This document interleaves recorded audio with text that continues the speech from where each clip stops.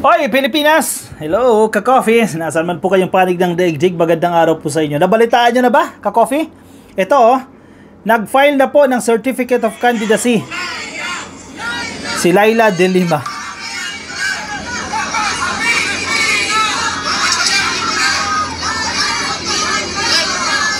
Anong ibig sabihin nito, ka-coffee? Ang paghahain po ni dating Senador Leila De Lima ng kanyang candidacy and party list representative ito.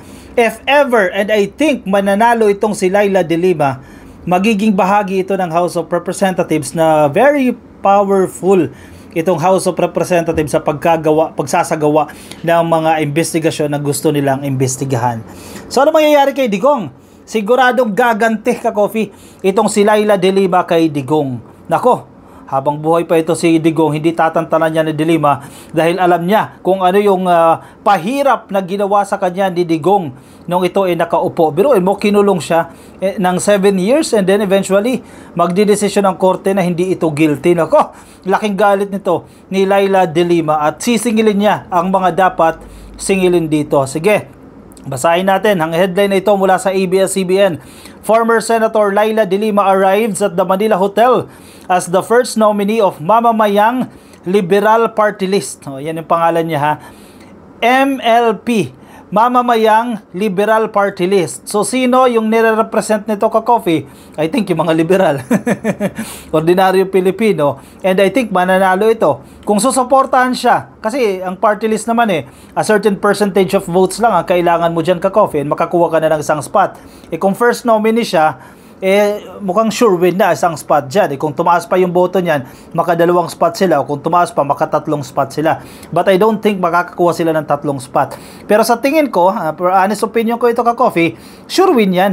Makakuha ng 1 spot yan si Leila De Lima. Ang daming supporters yan Nung nanalo ito sa pagkasenador, makakuha yan ng isang spot. Magiging favorable ba ang kanyang pagkapanalo? Favorable sa mga liberal yan. Pero hindi favorable sa mga Duterte yan at sa mga DDS dahil sisingilin siya ni De Lima. Sisingil at sisingil yan, ka-coffee. Hindi pwedeng maabsuelto lang yan si Digong once na makaupo na ito. This marks her return to the political arena after being detained under the Duterte administration. Sabi po sa balitang ito.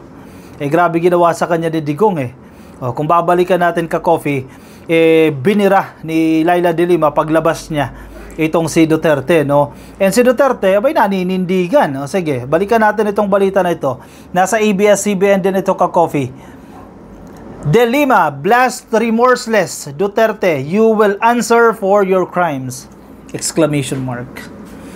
Yan ang sinasabi ni De Lima. Sisingilin ka namin sa mga krimen na ginawa mo. Sabi ni De Lima. Makatulog pa kaya niya si Digong? Kahit matanda na ito, ka-coffee, hindi pa rin siya tatantanan dito ni Leila De Lima. Former Senator Leila De Lima responded to former President Rodrigo Duterte's remark that she should just find her peace instead of seeking accountability for her bogus drug cases. Sabi ni Digong, manahimik ka na lang dyan. Huwag ka nang gumanti-ganti pa. Para yan ang gusto niyang iparating dito kay De Lima. Kasi nang lumabas yan sabi ni De Lima, sisingilin ko kayo Sabi ni Digong, find your peace. Diba?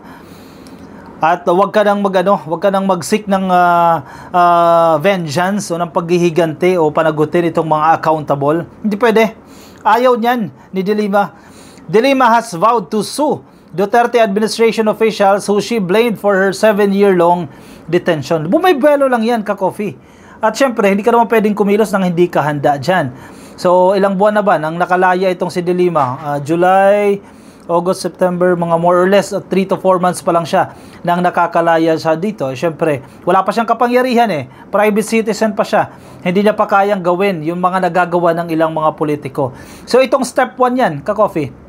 Step 1 ni De Lima yan, makakuha ng spot dyan sa House of Representatives. Kasi pag nakakuha siya ng spot dyan, magkakaroon siya ng kapangyarihan Tingnan mo si Castro, tingnan mo si Raul Manuel, tingnan mo si Brosas, di ba? Yung tatlo na yan dyan. Kahit papaano, kahit tatlo lang sila dyan, kahit onti lang sila na mga miyembro ng minority dyan sa House of Representatives, may boses pa rin sila, may power pa rin sila. O yan ang plano nito ni De Lima. Makapwesto sa Congress at ayan, birahin niya ng birahin. Lalo na ngayon, ka-coffee, positive yung sinisimulang investigasyon ngayon ng Quad Committee. At nakakalungkat yung mga krimen na ginawa nung administrasyon ni Digong. Unti-unting binabalatan yan. Iniisa-isa yan, ka-coffee. Ano pa, pag dumami yung mga kaalyado dyan, nila Castro, nila De Lima. Bibirahin niya ba si PBBM? Bibirahin niya ba ang administrasyon ni PBBM? I don't think so. Magiging balakid ba si De Lima sa pagtaunlad ng bansa? Sa pagsusulong ng mga programa ng administrasyon ni PBBM? I don't think so. Hindi niya kaaway si PBBM. Ang kaaway niya si Digong. Di ba? Kumbaga magkakampi sila, si PBBM at si De Lima, yun ang common grounds nila. Actually, si PBBM hindi man nangaaway kay Digong eh. Responsive lang ito, nagre-react lang ito sa ginagawa nitong mga DDS at ng kampo ng mga Duterte. In a post on her X account, De Lima said that the issue is not a personal feud between her and the former president but rather his offenses against the people. May punto nga naman siya dyan. Hindi nga naman yan personal. Pero yun nga lang. Hindi mo pwede sabihin na hindi yan personal dahil ikaw personally nag-suffer ng 7 years because of that administration. Diba? Kumbaga ano lang ito eh. Euphemism lang yan. Hindi natin ito away kundi mga kasalanan mo sa taong bayan. Evidently, the former president is unapologetic and remorseless, De Lima said. Walang pagsisisi si Digong sa mga ginawa niya noong nung administration niya. Walang pagsisisi, sabi ni De Lima. In a press conference in Tacloban City, Duterte said, De Lima, find your peace where you are now. Huwag kang kumalikot ng away kasi pagsisisihan mo yan. Anong babawiin mo sa akin? Sabi ni Digong dyan. Parang nananakot ito ka-coffee. Huwag mo nang kalikutin. Huwag ka na daw kumalikot ng away o huwag ka nang magsimula ng away. In short, huwag mo nang kalkalin kung ano man ang nakaraan. Yan ang gusto niya sabihin dyan. Dahil pag sisisihan mo yan, anong babawiin mo sa akin? Sabi ni Digong. Siyempre, hindi papayag si De Lima yan. De Lima said Duterte will be held accountable for his crimes. Dapat siyang managot sa mga krimen na ginawa niya. ICC, yan ang sagot dyan, ka-coffee. Ewan ko kung paano gagawin ni De Lima yan once makapwesto siya dyan. Pero malaking factor itong ICC. So let him revel in his perverted sense of machismo. But at the end of the day, he will be made to answer for his crimes. I have shown my respect for the rule of law. No ifs and buts, does he? De Lima said. Sige, tingnan natin kung magiging effective si De Lima dyan, kung paninindigan niya ito, o kung makaka-point siya, makaka-score siya laban dito kay Digong. De Lima's legal team refused to comment on the possible charges they are eyeing against Duterte. Pero as of the moment, wala pa tayo naririnig, no, na isinampa po ng kampo ni De Lima against Duterte. So I don't think this early magfa-file sila ng kaso. Siguro pag nakapwesto na, pag nakaupo na yan, syempre magsisimula yan sa mga legislative inquiry, yan sa mga pagdinig na yan dyan sa House of Representatives. Dyan nila sisimulan yan eh.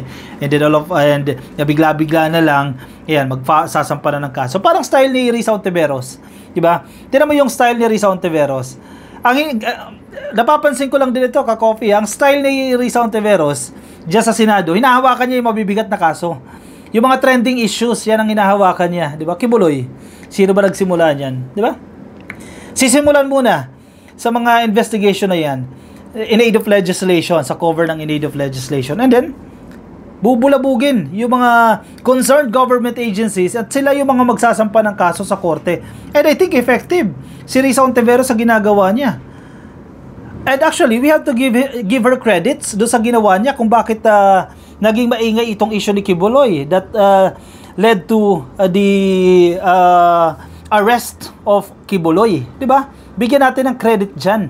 Si Senator Risa Ontiveros, malaki rin po yung nagawa niya dyan. At ganyan yung kanyang style. Feeling ko, kung gagayahin ni De Lima yung style na yan ni Risa Ontiveros, baka magtagumpay din siya tulad ng ginawa ni Risa Ontiveros dyan. On June 24, a Muntinlupa court granted De Lima's demurrer to evidence in her last and third drug case, concluding her legal battle that she insisted was triggered by her criticism on Duterte's drug war, yung madugong drug war na yan ni Digong. The ICC is investigating alleged human rights abuses during Duterte's bloody war on drugs, which rights groups said have killed thousands of alleged drug addicts. Actually, may mga ruling din naman ng korte dyan. Totoo, nagkaroon ng violation dyan. Nagkaroon ng paglalabis. Nagkaroon ng pang-aabuso sa kapangyarihan. At mismo yung mga law enforcers, pinanagot doon. At dahil nagkaroon sila nga ng abuso, saka ba naman nakakita, under your custody na, hawak na ng pulis siya, biglang nanlalaban, di ba? Kung nakakita niyan, sino sisingilin mo doon? Paano man lalaban na sa presinto na yan? Napapalibutan yan dyan ng mga pulis Paano nanlaban yan? Obvious naman kung ano yung ginawa nila during that administration or during that Tokhang project na yan ni Bato de la Rosa. Kaya hindi pwedeng absuelto kayo dyan. Sabi nga ni Leila de Lima, mananagot kayo.